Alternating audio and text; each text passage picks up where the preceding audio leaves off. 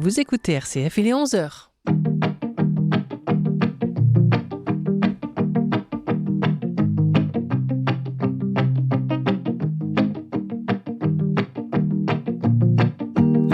Bonjour et bienvenue si vous nous rejoignez, c'est le moment de retrouver notre plateau spi. C'est parti pour une heure de partage écuménique. On est en compagnie de la pasteure Corinne Gendreau de l'Église protestante unie, du père orthodoxe Jean-Claude Gurnat du patriarcat de Roumanie, du père Serge Ricot, délégué à l'écuménisme pour le diocèse de Bordeaux, et du pasteur Samuel Duval de l'Église évangélique baptiste de Bordeaux-Codéran. Bonjour à tous. Bonjour. Et puis je salue également Laure Muller qui est l'invitée de Corinne Gendreau aujourd'hui. Bonjour Laure. Bonjour. Et on va vous accueillir et vous entendre avec plaisir dans un instant. Je précise que cette émission est en direct et que vous pouvez aussi venir nous rejoindre au studio si vous le souhaitez. On est 145 rue Saint-Genès, dans cette très belle maison Saint-Louis-Beaulieu, juste au-dessus de la Procure. Aujourd'hui, on va parler de diaconie, émission spéciale à l'occasion de la fête de la diaconie organisée par le diocèse de Bordeaux ce week-end 1er et 2 juin. Et nous avons choisi de suivre les 4 thèmes qui correspondent au cadre posé par l'évêque Monseigneur Jamm concernant la diaconie. On revient donc sur la charité par procuration, la parole des pauvres dans la diaconie, la charité chrétienne réciproque et puis la dimension spirituelle de la charité. Un beau programme et on démarre tout de suite avec vous, pasteur Corinne Gendreau, pour la proposition de l'Église protestante unie.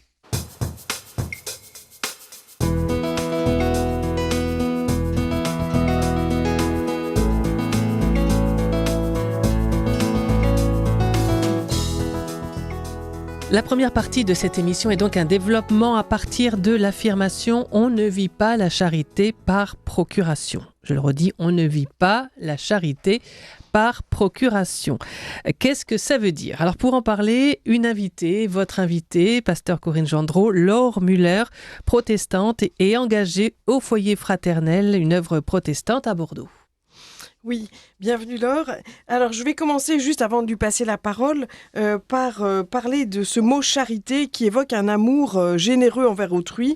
Et ce mot charité, on l'utilise très peu chez les protestants, donc c'est pour ça que j'ai été voir son sens exact. Sa signification a évolué au fil des siècles pour inclure non seulement l'amour et la bienveillance, mais aussi les actions concrètes visant à aider ceux qui sont dans le besoin. Dans le cadre de la diaconie, qui est le service pour les autres, la charité représente l'amour et la compassion portée vers un prochain fragilisé. Alors, mon invitée aujourd'hui, Laure Muller, ne vit pas la charité par procuration. Alors, procuration, ça veut dire délégué. Elle va témoigner de son engagement au foyer fraternel en nous expliquant quelle est sa motivation et l'élément déclencheur de cet engagement.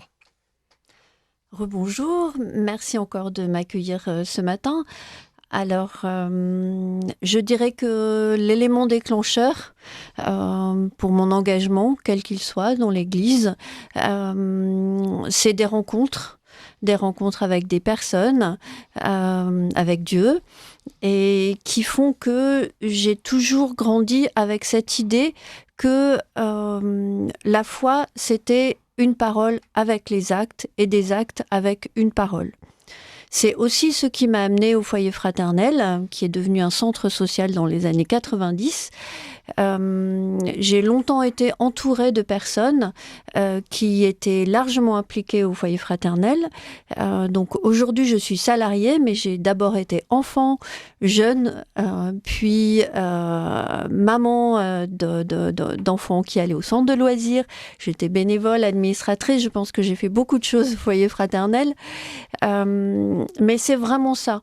Pour moi, le foyer fraternel a toujours fait partie de l'Église, dans le sens où l'Église ne peut pas vivre que de la parole. La parole est essentielle, mais elle doit s'accompagner d'actes, comme les actes doivent s'accompagner de la parole.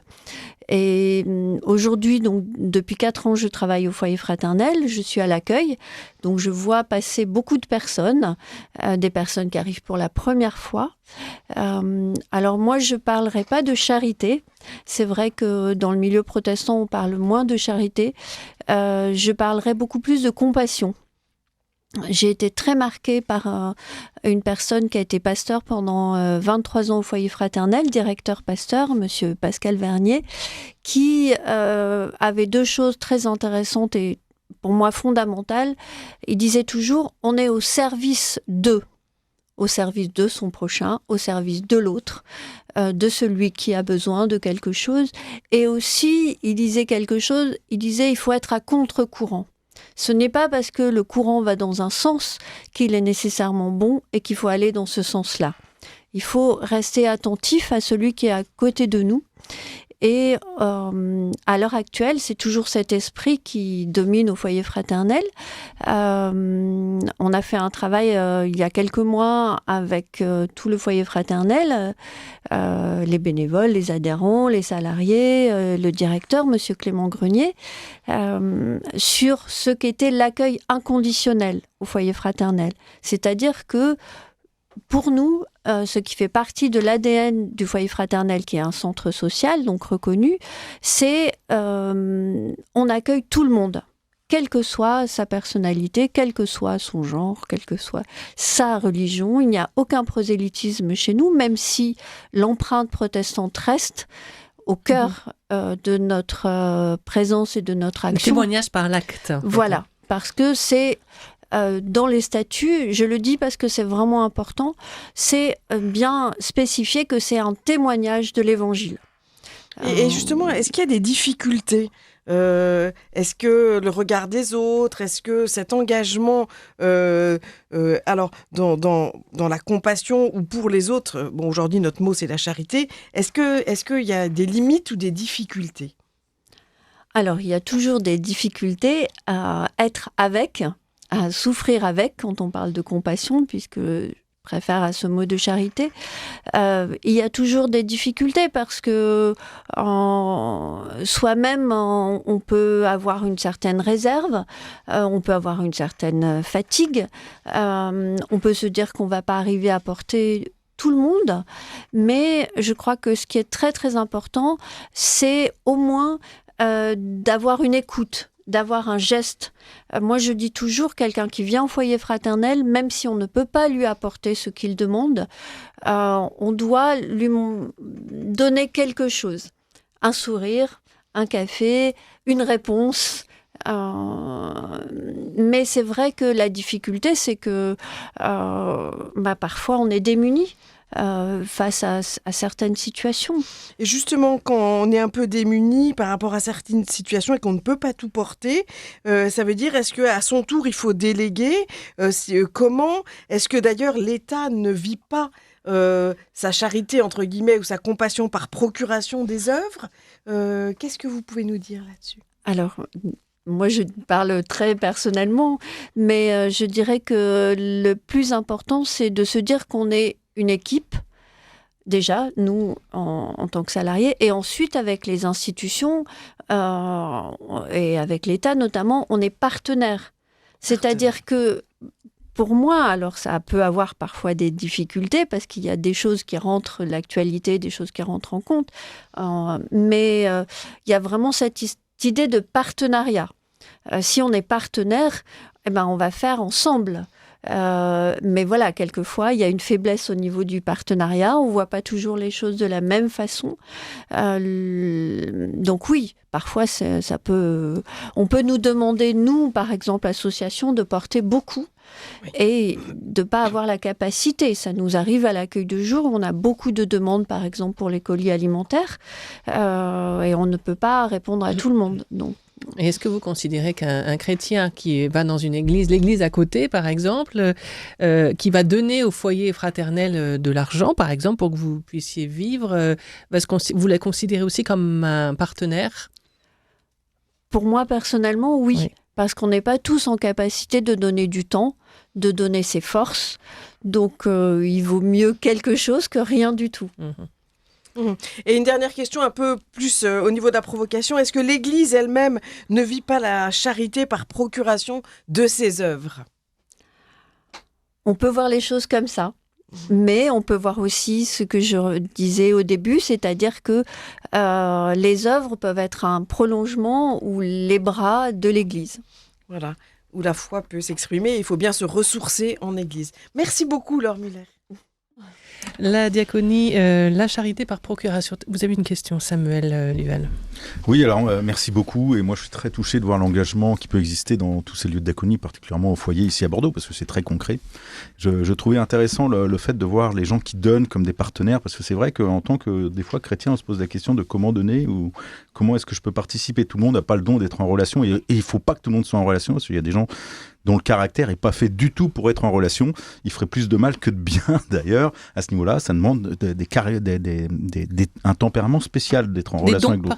Des dons particuliers. Mais c'est là où, justement, je trouve que c'est intéressant de voir que si je donne parce que ça me permet d'acheter ma conscience et de me dire c'est plus mon problème, je n'ai pas fait charité, quoi. J'ai acheté ma conscience, j'ai investi. Mais si je donne parce que c'est mon don, parce que je suis un entrepreneur et que moi, ma capacité, c'est de faire de l'argent et que ma capacité, c'est d'avoir une intelligence et que je donne qui va permettre de pouvoir financer un plein temps supplémentaire, un mi-temps, de financer du matériel et que je le fais comme quelque chose dans lequel je prends part, non pas par pitié, mais par collaboration, de dire je vais aider les œuvres de diaconie, pas que le foyer fraternel, mais là on en a parlé, en disant moi je vais y prendre part avec mes dons. Et moi mon don c'est peut-être de pouvoir, alors c'est pas nécessairement le temps, mais ça peut être de l'argent, ça peut être autre chose.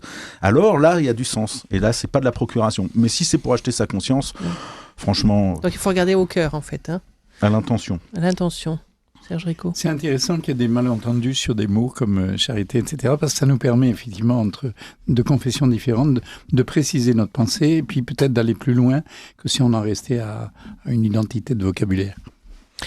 Justement, pourquoi vous n'utilisez pas qu'à charité dans le milieu protestant? Ça, je ne sais pas.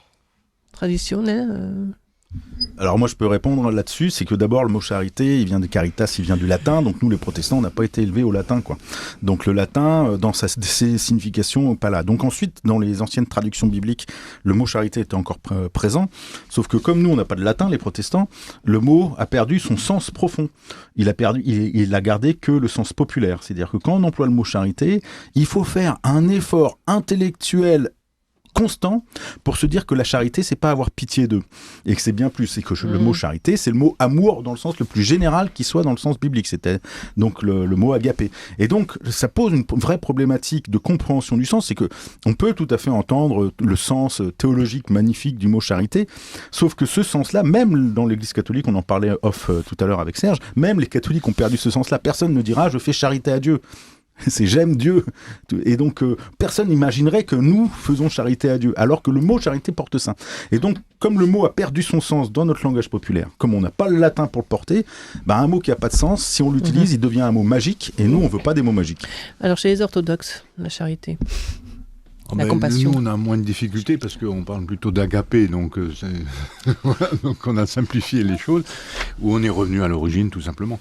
En tout cas, je reviens sur le témoignage de Laure, que j'ai beaucoup apprécié dans la mesure où elle ne dissocie pas la parole, donc ceux qui proclament la parole et ceux qui sont au service de l'autre. Je crois que c'est absolument pas dissociable. Et malheureusement, on interprète souvent l'épisode de Marthe et Marie en faisant une dissociation sur ces deux fonctions, quelque part, d'être en proximité du Seigneur et de l'écouter, et après peut-être être la première à annoncer la bonne nouvelle, et puis celle qui est au service des tables. Donc je pense que ça, c'est vraiment très utile. Et souvent, si on parle de charité par procuration, on est un peu... c'est celui qui prêche et qui fait charité par procuration. Et là, on tombe dans quelque chose qui est malsain, en fait. Mais Marthe et Marie, c'est un très bon exemple. Moi, je ne m'arrêtais pas sur la tradition de Marie, mais que sur ce que le texte biblique dit de Marie. Marie, elle est toujours restée au pied de Jésus, voire en pleurs. C'est-à-dire qu'on a un caractère qui n'est pas le caractère de la personne enseignée, mais de la caractère qui ne peut pas aller plus loin. Par contre, Marthe, c'est la première théologienne du Nouveau Testament. C'est la première personne qui, dans le service, en réalité, va trouver la bonne part qui va être de comprendre que Christ est le ressuscité. Concept que même des chrétiens aujourd'hui ont encore du mal à comprendre, voire certains théologiens remettent en cause. C'est-à-dire que la première théologienne, c'est pas celle qui s'est assise, c'est celle qui était acteur dans sa vie avec le Christ. Et donc, on a inversé dans la tradition Marthe et Marie, mais c'est Marthe qui est véritablement porteuse à la fois d'une action et d'une parole. Merci beaucoup. On va continuer ce tour de table, cet horizon œcuménique sur la diaconie avec vous, Père Serge Rico, et la proposition catholique.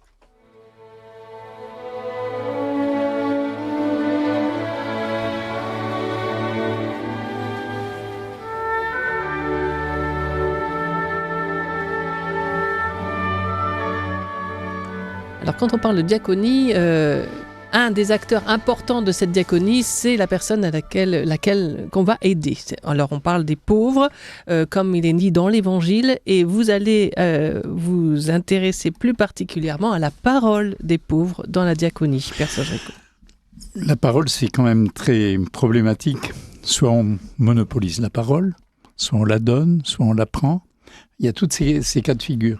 Et si on regarde le monde dans lequel on est, qui prend la parole, c'est ceux qui ont le pouvoir. Qui la monopolise, c'est ceux qui sont les grands, ceux qu'on accueille comme tels. Et il y a un défi à s'interroger sur la place de la parole des pauvres aujourd'hui. Alors, ce qui m'était demandé, c'était est-ce qu'elle est centrale ? Je ne peux pas aborder cette question sans trembler, parce que le service du frère a longtemps consisté à, on l'a dit tout à l'heure et dans nos échanges, à se pencher sur. Vous vous rappelez la chanson de Jacques Brel, « Les dames patronesses », c'était faire le bien, faire la charité, voilà. Et cette manière de faire était quelque part méprisante pour ceux qui étaient bénéficiaires. C'était une sorte de condescendance. Et ça, c'est terrible. Heureusement, au fil des années et des réflexions, on est passé de ce regard dont le résumé était « je fais pour l'autre » à celui d'action et d'engagement avec l'autre. Laure l'a dit tout à l'heure, le partenariat, c'est ça. Ça change tout car cela demande un autre regard et une autre attitude. De dépendant, on devient partenaire. Il me semble que si on aborde les choses ainsi, c'est le cas par exemple pour le Secours catholique, c'est le cas dans d'autres organismes, ça change aussi le regard. Il me semble que donner la parole, recevoir la parole des pauvres, c'est quelque part changer la relation avec eux. Pourquoi la parole des pauvres est-elle centrale, précieuse et essentielle ? D'abord parce que c'est cela qui nous caractérise comme êtres humains. Nous sommes issus d'une parole, nous avons été parlés avant de naître par nos parents. Et nous sommes des êtres de parole. Parole au sens pas seulement de parler, mais au sens de dire, de faire. Tout le monde connaît le père Joseph Wrzesinski qui a fondé ATD Quart Monde et il avait à cœur, dès le départ, de mettre précieusement dans ce qu'on appelait le sommier, dans ATD Quart Monde, la vie de ceux et celles qu'il rencontrait, dont il s'occupait. Cette vie était si précieuse qu'on la mettait en parole dans le sommier. Et le sommier, c'est la vie de tous ceux et celles qui ont bénéficié de ATD Quart Monde. Et je crois qu'il y a là un acte prophétique de sa part pour dire, peut-être nous avons à recevoir en premier de ceux et celles que nous prétendons aider. Et c'est le sens du partenariat dont on a parlé tout à l'heure. Ça rejoint l'attitude de Jésus qui est avec ceux qui n'ont rien ou ceux qui sont en difficulté et dont le cœur est encombré ou désencombré pour pouvoir accueillir une parole autre. Si on regarde comment fait Jésus, il part d'une relation privilégiée à ceux qui sont en précarité, les malades, les mendiants, les étrangers, mais aussi ceux qui sont considérés comme pécheurs. Ce qui est perdu, c'est ce qui intéresse Jésus et c'est ce qui va relever. L'attention de Jésus est dirigée vers ceux qui sont repoussés aux marges. Et Dieu sait si dans notre société aujourd'hui, il y a quelque chose à chercher de ce côté-là. Qu'on pense par exemple aussi à cet exode dramatique de ceux qui traversent la Méditerranée au péril de leur vie et qui pour la plupart restent des anonymes dans les sociétés dans lesquelles ils arrivent. Ce qui est en difficulté, voire perdu et privilégié dans la relation avec Jésus. Et l'Évangile concerne tout le peuple, mais il passe par ceux et celles qui sont bénéficiaires d'une parole et qui sont eux-mêmes auteurs d'une parole. C'est dans ce sens-là que j'entends la parole des pauvres est appelée à être centrale. Voilà. La personne, le pauvre lui-même en fait, pas seulement sa parole, son être tout entier. Il est une parole pour nous. Ouais. Ah oui, il est une parole pour nous. Ouais. Serge Rico. Je voulais ajouter quelque chose, c'est un souvenir qui m'a toujours touché, dont je fais mémoire souvent. L'évêque qui m'a ordonné, lorsqu'il était jeune prêtre, il était aumônier d'une équipe d'Action catholique ouvrière. Et un jour arrive une nouvelle venue qu'on avait invitée. Elle parle et l'évêque prend en note tout ce qu'elle disait. Elle a été bouleversée, elle est allée le voir après en pleurant, en disant « Mais vous avez noté ce que j'ai dit ?» Mais c'était tellement important, il lui a répondu. Pour elle, elle se regardait avec mépris et sa parole était reconnue comme telle. Merci pour beau témoignage, effectivement. Alors, des réactions à cette... Alors, moi, j'aime beaucoup ce que tu partages, sauf que je suis gêné quand on dit la parole du pauvre, parce qu'on est en train de l'essentialiser. C'est exactement l'inverse. C'est-à-dire que souvent, moi, l'expérience que j'ai dans le social aussi, c'est que souvent, la personne, elle est enfermée même dans l'image dans laquelle elle est pour obtenir de l'aide. Et donc, quand elle vient, elle n'a pas de parole parce qu'il faut qu'elle garde une parole qui lui permettra d'avoir son colis alimentaire, d'avoir son aide, son RSA ou je ne sais quoi. Alors que j'ai des souvenirs extraordinaires, très rares en réalité, où dans le social, quand j'étais sur Nice, l'idée c'était de dire écoute, le colis tu l'as, l'aide tu l'as, tu pourras pas en avoir plus, je peux pas t'en donner plus. Maintenant, si tu veux, on peut parler, raconte-moi ton histoire. Très peu ont répondu à ça parce qu'ils sont pas habitués à être entendus pour eux-mêmes, parce qu'ils sont enfermés eux-mêmes dans l'image. Et donc le danger que nous on a dans le fait de dire la parole du pauvre, c'est qu'on continue à enfermer la personne dans sa misère ou dans son handicap. Là, il y a l'excellent film d'Artus qui passe, d'ailleurs, qui montre que le plus gros handicap, c'est pas nécessairement le physique, mais c'est certainement plus nos parents qu'autre chose. Un petit plus. Un petit truc en plus, à aller voir, quelque chose en plus, qui a plus de profondeur que simplement qu'une comédie, etc. Mais souvent, on enferme l'autre, on l'essentialise. Or, lui donner parole, et je pense que c'est ce que l'exemple du Christ, le Christ, quand il rencontre ces gens, il les voit pas parce qu'ils ont un handicap, il les voit pas parce qu'ils sont malades, il les voit pas parce qu'ils sont pécheurs, mais c'est parce qu'il voit autre chose en eux et qu'il leur donne une parole pour pouvoir sortir de l'image qui les enferme, aussi misérabiliste que la société a pu porter sur eux. Tout à Corinne fait. Gendreau. Alors moi, j'aurais bien voulu intervenir juste pour dire que la place, je comprends ce que tu dis, qu'on les essentialise et tout ça, mais je pense que c'est important la place de la parole des pauvres tout bêtement pour écouter leurs besoins, c'est-à-dire que leur parole a de l'importance. Et c'est l'anecdote que racontait Serge, leur faire une place. Et puis, leur donner ce dont ils ont besoin, au lieu de dire, nous, on sait de quoi ils ont besoin. Et puis, on va pourvoir. Alors plus que ça, on est peut-être à côté. Plus que leur faire une place, dire qu'on a besoin d'eux. Alors ça, c'est autre chose dans la diaconie, dans le service. Ça, je me souviens des cours d'Isabelle Grelier. C'est ce qu'on va voir juste après. Pour info, c'est mon intervention juste après. Moi, je veux bien qu'on commence dessus. Bon, alors je me tais. On va pas spoiler. Non, mais c'est pas ça, c'est que... Non, mais il faut quand même garde la cartouche. Je voulais juste rajouter quelque chose qui est essentiel chez nous au foyer fraternel. On essaye de pratiquer la transversalité, mais donner la parole à l'autre. Par exemple, on donne des cours de français aussi, et c'est très important pour nous que les personnes qui même ne parlent pas très bien français puissent donner leur parole, donner leur avis. Donc on les invite régulièrement à toutes nos activités, et il y a cette idée de rendre acteur celui qui vient chez nous, que l'on rencontre. C'est une rencontre, être acteur. Et je voulais juste rajouter 30 secondes. On va avoir notre fête le 28 juin. Il va y avoir du foyer fraternel un défilé, et il y a tout un travail qui vient d'être entamé avec l'association Amos et notre responsable de l'accueil de jour, Emmanuel Guibert, sur l'estime de soi, pour essayer que tout le monde participe au défilé de mode, et notamment ce qu'on appelle les bénéficiaires de l'accueil de jour, c'est-à-dire les adhérents sans qui on ne pourrait pas non plus être. Alors, moi j'avais juste une question pour prolonger. Est-ce qu'il y a des aidés qui sont aussi aidants en même temps ? Bien sûr, on a un certain nombre de bénéficiaires, d'adhérents qui sont bénévoles, et on encourage énormément toutes les personnes que l'on rencontre, les élèves, même les parents du centre de loisirs, de la crèche, à venir nous aider à être bénévoles dans les différentes actions, les ventes. Oui, c'est très important pour nous. J'ai noté un 28 juin, le défilé de mode. Voilà. D'accord, au foyer fraternel. Au foyer fraternel. Donc Claude Gurnade. Oui, mais moi je rebondis sur ce qu'a dit Samuel, je partage complètement son point de vue. C'est qu'il ne faut pas essentialiser la parole des pauvres et les pauvres eux-mêmes.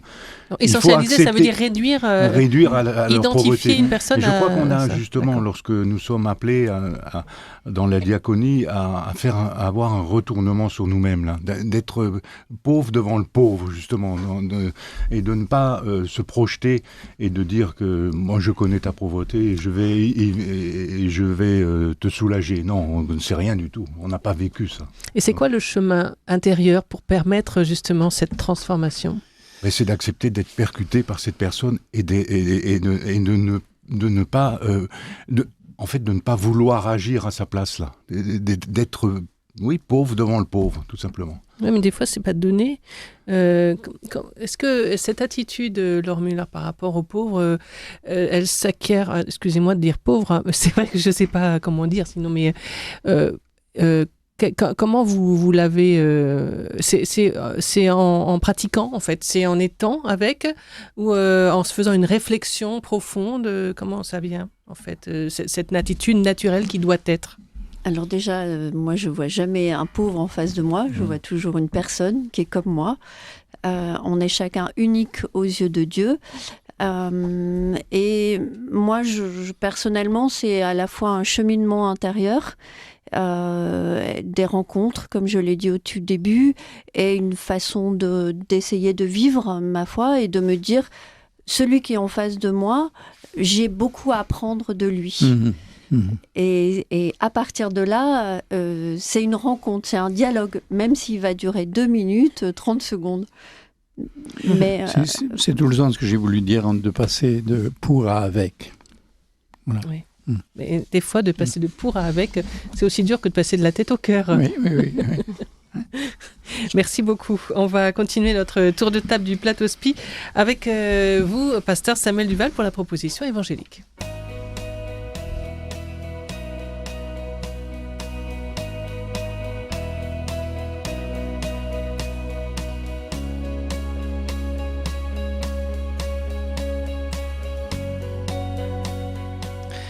Ça tombe bien parce qu'en fait, on va enchaîner. Pasteur Samuel Duval, vous vous arrêtez, vous, sur cette notion à propos de la charité avec une question claire. Quel regard, justement, portons-nous sur l'autre? Oui, et toute la question du regard, c'est selon la manière dont je regarde l'autre, je me regarde moi-même, et surtout avec cette question qui sous-tend celle qu'on a entendue sur la notion de la réciprocité, puisque c'est le troisième point qu'on voit aujourd'hui.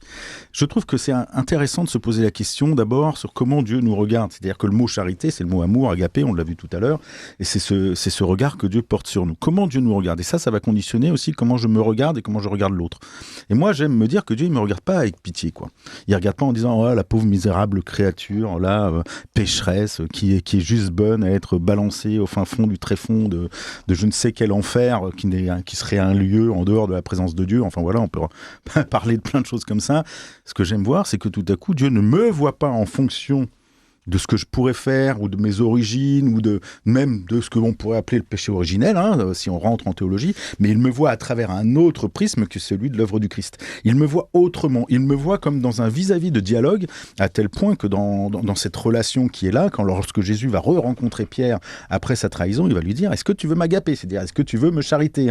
C'est littéralement. Et Pierre, il peut pas vivre ça encore. Il dit « Non, je peux pas, je peux juste être en philéo avec toi, je peux juste être en relation avec toi, je peux pas être en amour avec toi, je peux... » Et on va pas rentrer dans le débat, mais c'est la demande, et c'est cette relation de réciprocité profonde que Dieu a quand il porte son regard sur l'être humain, que Dieu porte quand il voit le cri de son peuple qui est là, qu'il le voit pas parce qu'il a pitié de lui dans le sens c'est un petit, c'est un faible, mais parce que c'est quelqu'un avec qui il veut être en relation. Et la première règle de la relation qui existe, c'est une réciprocité dans laquelle je ne peux pas être en relation avec quelqu'un que je considère comme supérieur à moi ou comme quelqu'un que je considère comme inférieur à moi. La relation, elle est faite parce que tout à coup on est sur le même plan et qu'on est dans un dialogue, dans quelque chose qui fait que même si on n'apporte pas les mêmes éléments, et qu'on n'apporte pas la même chose, c'est la notion d'alliance qui est là. Et moi, je ne peux pas apporter à Dieu ce que lui m'apporte, mais je suis sur le même plan. Et ça, c'est quelque chose d'essentiel dans toute relation. Et c'est, à mon sens, le cœur même du mot amour, quand il est pris dans son sens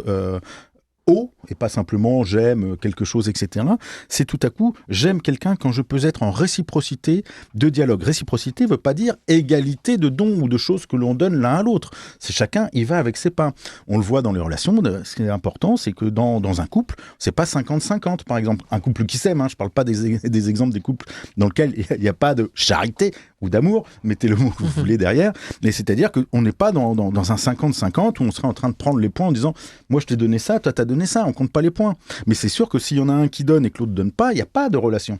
Par contre, il y a des moments où il y en a un qui donne 80, l'autre 20, l'autre 70, 30, ou 60, 40, peut-être un 50, 50, et on n'apporte pas les mêmes choses, mais dans une réciprocité de niveau.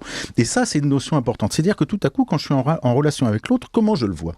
Est-ce que je vois quelqu'un avec qui je vais faire pitié ? Parce que me dire, putain, lui, il n'a pas la grâce, il n'a pas le salut. Version un peu évangélique. Hein. Ils sont tous perdus. Donc, si jamais je les évangélise pas, ils vont en enfer. Donc, comme ils sont inférieurs à moi, quoi. Donc, il faut que je les évangélise. Mais c'est ce qui pousse certains à évangéliser. Mais c'est exactement ce qui pousse certains à faire de la diaconie. C'est de penser que les autres, si on les aide pas, de toute façon, ça reste des pauvres miséreux, quoi. Et que si nous, qui avons reçu l'abondance et la richesse, parce que nous sommes français, on les aide pas, c'est exactement la même chose, c'est exactement le même pan, sauf que d'un côté c'est les libéraux, de l'autre côté c'est les fondamentalistes. Et ben dans les deux cas, j'ai encore enfermé l'autre dans le fait que moi je me sens supérieur à lui, parce que j'ai quelque chose à lui apporter. Or, ce qui est intéressant, c'est que dans toute rencontre, j'ai quelque chose à recevoir et à donner.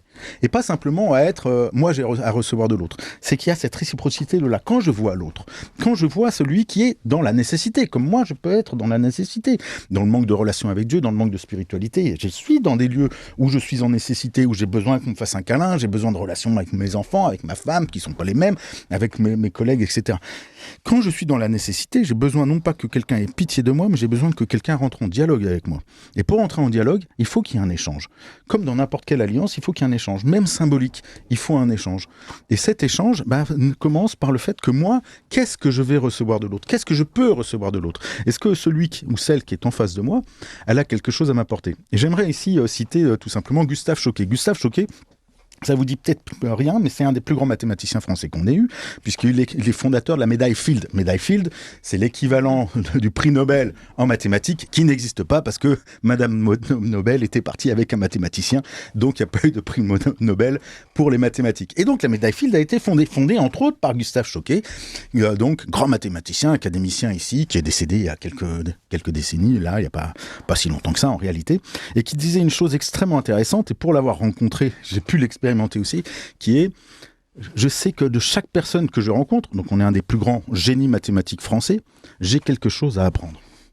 Et ça, je l'ai expérimenté en le rencontrant. Moi, pauvre petit théologien pasteur qui comprend pas grand-chose aux sciences, je suis face à un des plus grands mathématiciens que la France ait connu, et il s'intéressait à moi et il apprenait quelque chose de moi.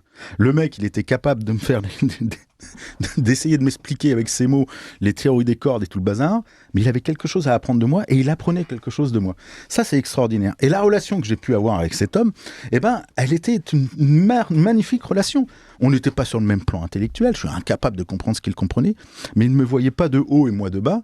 Mais tout à coup, moi, j'ai pu recevoir de lui, il a pu recevoir de moi. Qu'est-ce que c'est la relation que j'ai quand je suis face à celui qui est dans le besoin ? Est-ce que je reçois quelque chose de lui ? Qu'est-ce que je peux recevoir de lui ? Qu'est-ce qui fait que lui a quelque chose à m'apporter ? Dans son humanité, dans son histoire, dans sa foi. Et là-dessus, je terminerai là-dessus. C'est un exemple extrêmement concret d'une expérience en Afrique. Ah, les Africains, quand c'était en plus dans les années 90, etc., les pauvres, vous voyez, hein, ça, c'était vraiment des pauvres, ils n'avaient rien.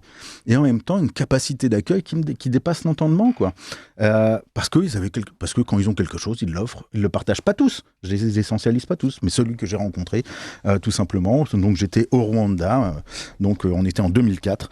Et puis tout à coup, je me retrouve dans une cabine à me balader avec le gars. Il avait pas grand chose. Il y avait un morceau de canne à sucre qui m'a dit: est-ce que tu veux le partager avec moi? Bah ouais. Le gars, il a partagé de la canne à sucre avec moi. J'ai reçu, alors que j'étais parti là-bas pour donner des cours de théologie, quoi.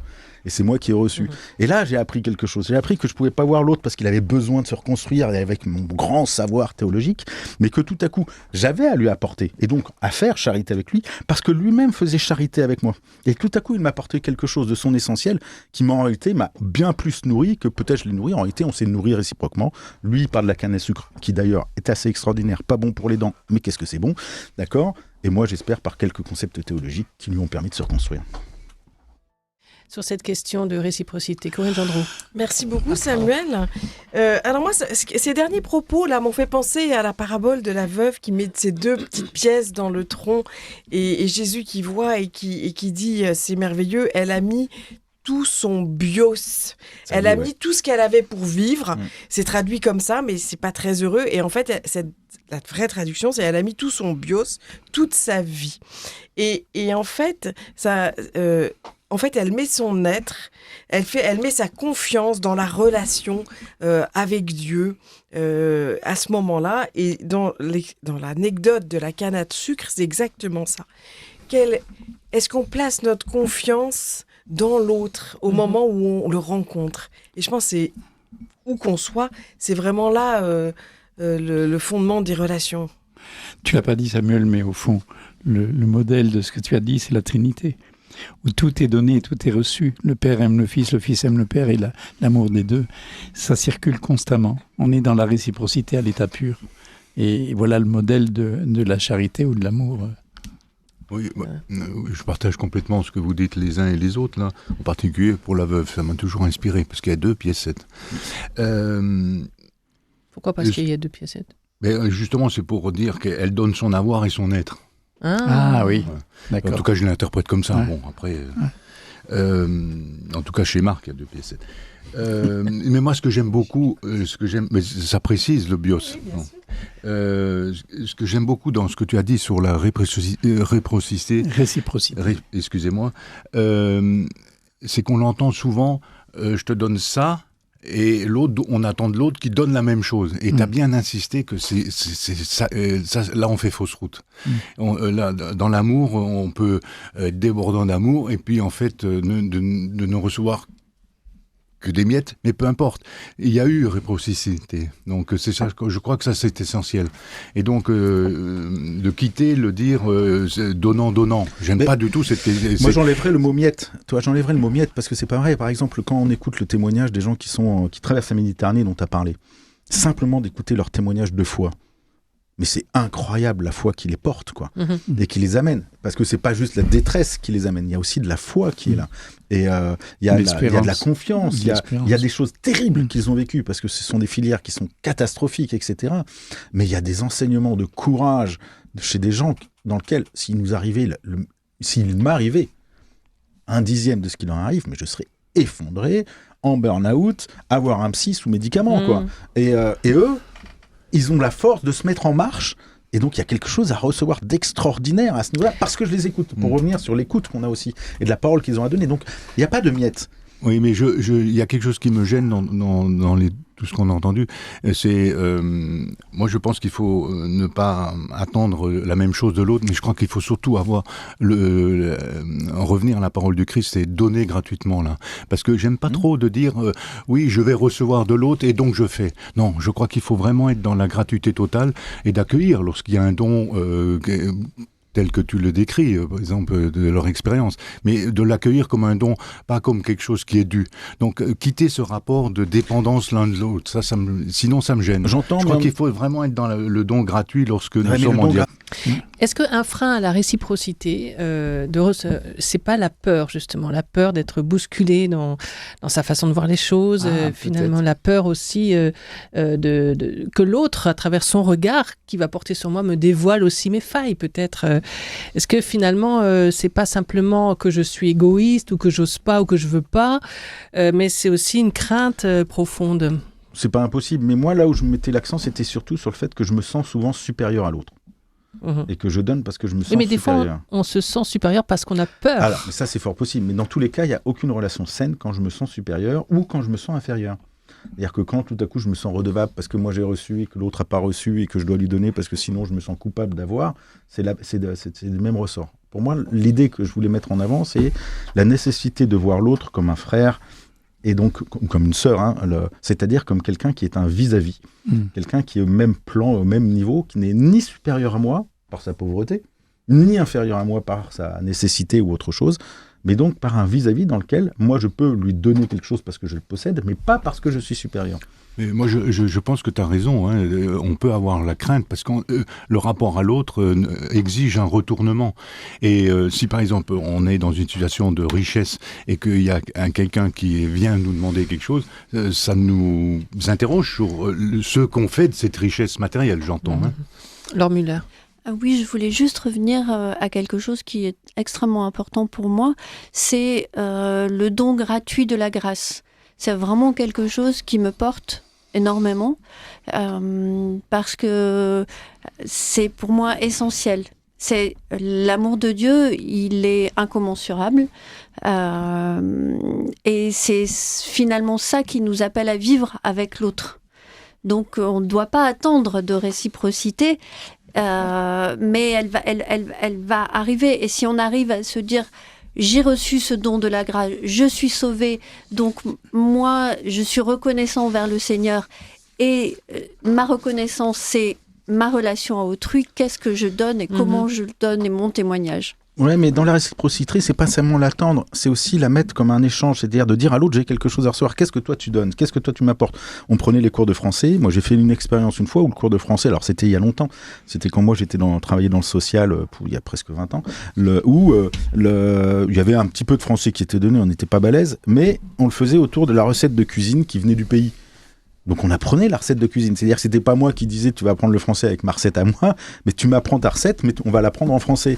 Donc il y avait une réciprocité, c'est-à-dire que tout à coup la personne, elle avait quelque chose à donner elle-même, et donc on l'humanise en lui disant que toi aussi tu as quelque chose à donner, tu n'es pas que quelqu'un qui doit recevoir, tu as aussi ta fonction de donner. Donc c'est aussi dans ce sens-là que j'entends la réciprocité, c'est-à-dire qu'on donne à la personne quelque chose de l'ordre de la responsabilité. Dans les épiceries sociales, de plus en plus, on demande aux gens une participation, même symbolique, mais ce qui fait qu'ils ne sont pas juste des mendiants. Des assistés. C'est pas des assistés. Ouais. Ils ont leur propre valeur, et cette valeur, elle se manifeste aussi par un faire.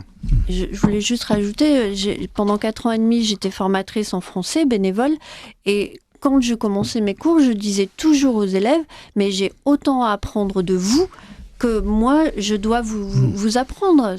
Moi, je ne sais pas plus que vous, finalement. C'est un travail en commun. Très juste. Merci beaucoup. On va terminer ce tour de table sur la diaconie avec l'émission du Père Jean-Claude Gurnade pour la proposition orthodoxe.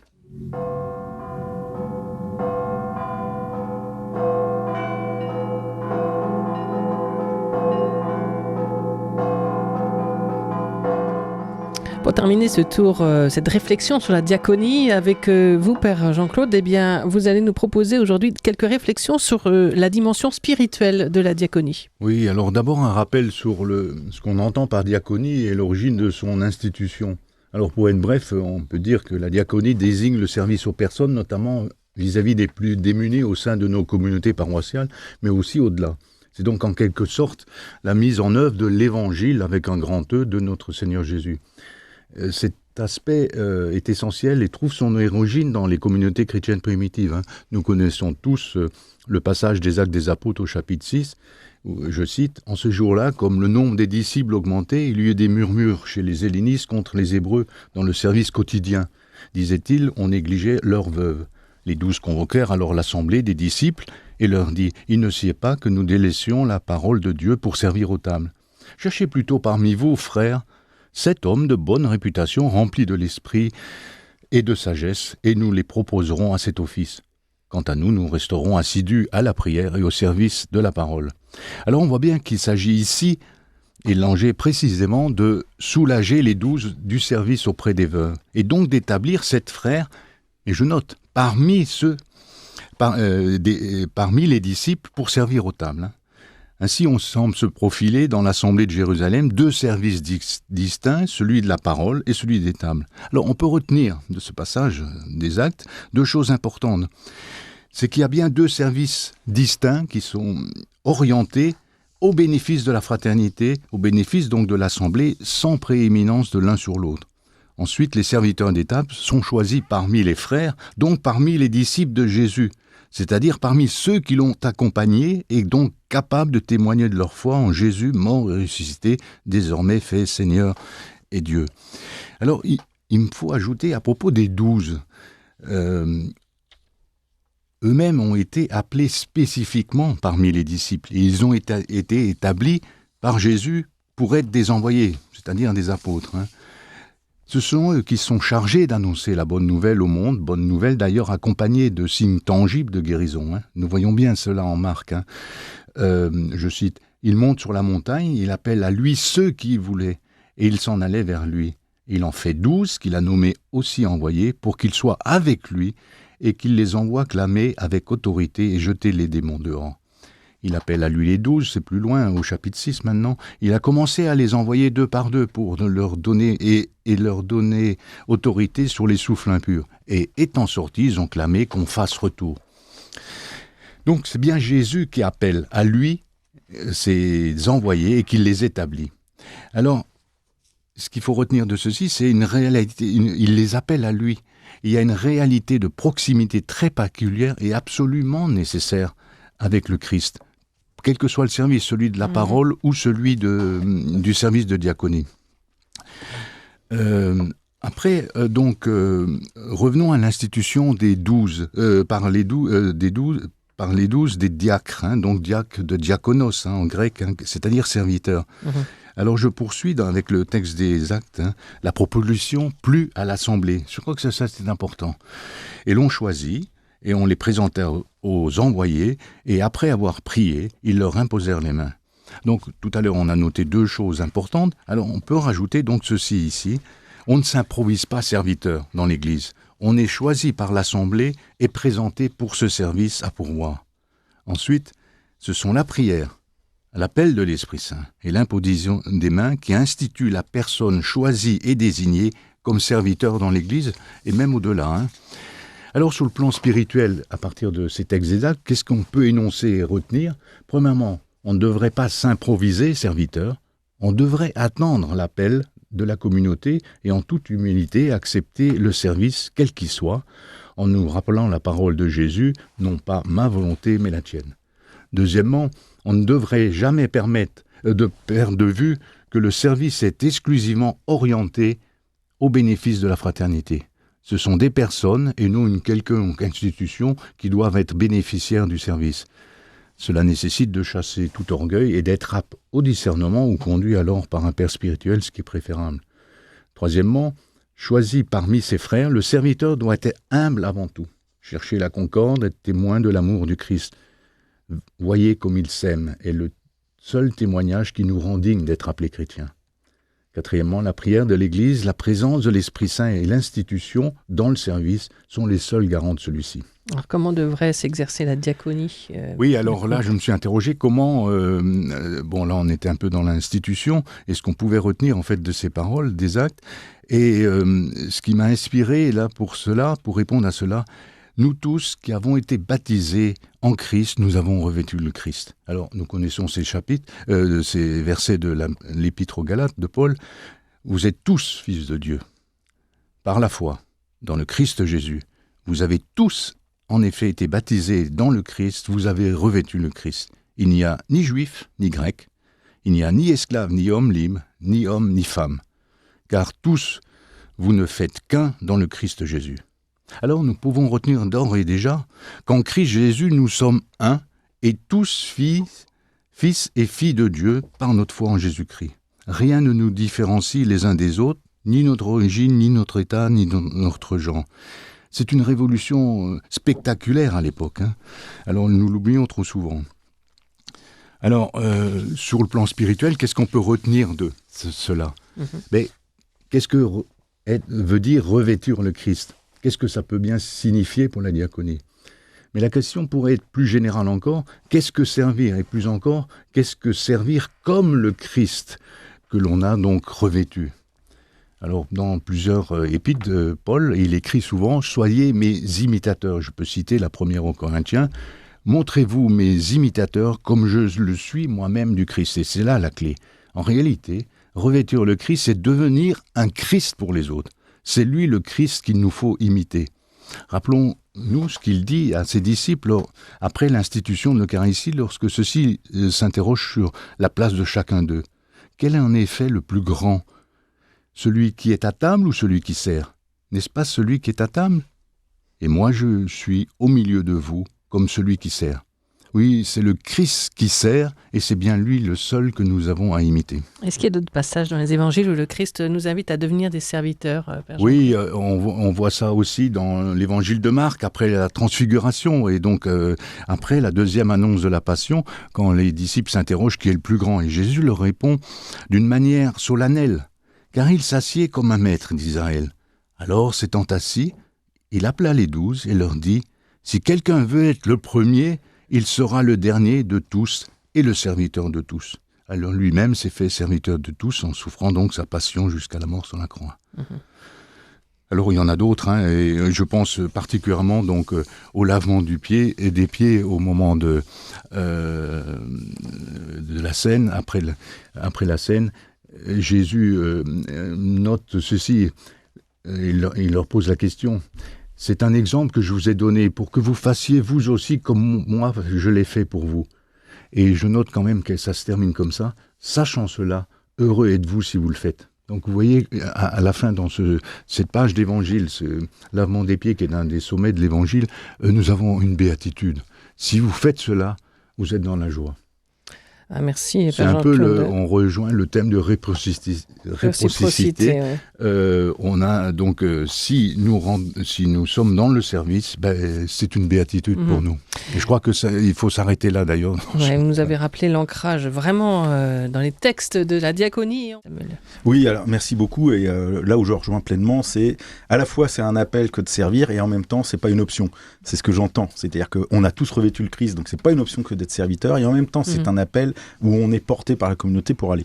Mais sur le texte, j'aimerais juste ramener quelque chose parce qu'on a commencé avec Laure et j'ai beaucoup apprécié parce que je pense que c'est très très juste. Il n'y a pas de différenciation entre la parole et l'acte et le service. Oui. Et justement, la nomination des diacres est très intéressante, même sur le mot apôtre qui va être employé dans les actes. Puisque là, tout à coup, les apôtres disent il n'est pas bon que nous fassions le service, donc pour que nous consacrer à la prière et à l'enseignement. Sauf que quelles sont les histoires qui vont suivre ? C'est le fait que ceux qui ont été nommés pour le service, particulièrement Philippe et Étienne, eux, on ne va parler d'eux que parce qu'ils vont être porteurs de paroles et pas d'actes à ce niveau-là. Et ça va plus loin. C'est qu'ensuite, la notion d'apôtre, le mot apôtre, ne sera employé dans le reste des actes des apôtres jusqu'au acte 15, la dernière mention, acte 16, très loin de la fin des actes, que lorsqu'ils sont face à une controverse, parce qu'ils n'acceptent pas que l'évangile soit pour tous. À tel point que lorsqu'on a la controverse d'acte 15, c'est-à-dire le fait de savoir est-ce que les païens peuvent rentrer dans la grâce, etc., la communauté elle-même va reconnaître que la parole des apôtres n'est pas juste, parce que celle de Dieu, elle est de dire qu'elle l'est. Et à partir de ce moment-là, d'acte 16, même pour Pierre, le mot apôtre ne sera plus jamais, j'insiste bien, jamais utilisé. Et donc, quelque part, en dissociant la parole et l'acte, les apôtres ont perdu leur appel. Directement. Et pour moi, j'ai une lecture beaucoup plus critique de ça, parce que la réalité, c'est que parole et acte ne peuvent pas être dissociés, et ce sont justement... On ne peut pas enfermer quelqu'un en disant « Toi, tu es au service, moi, je suis à la parole ». Samuel, je te suis complètement parce que j'ai développé ça dans le podcast disponible. Sur la question. Effectivement, la première chose que fait, et c'est pour ça que j'ai insisté que tant les envoyés, qu'on dit les apôtres, parce qu'on est dans la succession apostolique, etc. Mais donc on en fait... c'est Philippe qui parle. Oui. Et ce qu'on a appelé les diacres sont pris au sein des disciples. Ils ont suivi le Christ et ils sont porteurs-parole. Et effectivement, Étienne, il est connu surtout par son long discours de foi. Serge Rigaud. Je voulais ajouter, il s'agit moins d'imiter le Christ que de laisser le Christ en nous façonner un serviteur, une servante. Oui. La relation de proximité avec le Oui, Seigneur. et puis d'accueil de ce qu'il est. Oui, je souhaiterais dire, avant qu'on termine, que la diaconie, le service aux autres, c'est quelque chose de fantastique, mais qui est souvent émaillé de doutes. C'est pas un chemin facile, c'est parfois un chemin ardu, mais que la parole est là. Et pour moi, il y a quelque chose qui est très important dans 1 Corinthiens 13, c'est la fin. Parfois, l'amour a été traduit par charité. C'est maintenant donc ces trois-là demeurent, la foi, l'espérance et l'amour, mais l'amour est le plus grand. Merci beaucoup, Laure Müller, c'est le mot de la fin. Rien à ajouter. C'est la fin de ce plateau spécial diaconie. Merci à tous. Et puis bonne fête de la diaconie pour ceux qui vont y aller également. Merci à Baptiste Vigolo qui assurait la technique de cette émission.